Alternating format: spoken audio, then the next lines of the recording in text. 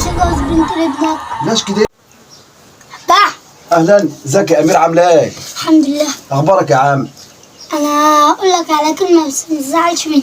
يا عم انا ما عمري ازعل منك ابدا. مش هقدر اتجوز بنت لابنك. بتقولش؟ ما اقدرش اتجوز بنت لابنك. ليش كده؟ ما اقدرش اجيب غاز غسالات وغاز ثلاجة. غاز غسالات وغاز ثلاجات؟ ايوه. ده انا قلت ابني يا عم اقصر معاكم في حاجه. يا عم انا ما قلتلكش هات غاز ثلاجات وغاز غسالات لابني يا عم، وانت اللي تقدر تجيبه لبنتك جيبه. ما غصبتش عليك يا معلم امير ان انت تجيب لي غاز ثلاجات وغاز غسالات. وانا ابيع البيت عشان خاطر بنتي. يا عم انت ولا تبيع بيوت ولا حاجه يا معلم امير. يا عم انت اللي تقدر عليه جيب. احنا ناس فورة زي بعضين. انا عارف. طب طالما انت عارف ان احنا ناس فورة زي بعضين، انت يا عم اللي تقدر تجيبه جيبه، ما تقدرش ما تجيبه. اقدرش اجيب غاز غسالة.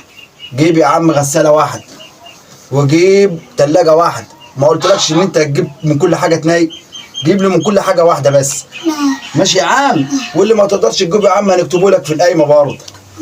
ولا يهمك يا معلم امين، احنا ناس فورة زي بعضنا يا عم، ولازم نقف جنب بعضين. ماشي. وانا هرد على ابني دلوقتي وهقول له عايز حاجة؟ عايز سلامتك.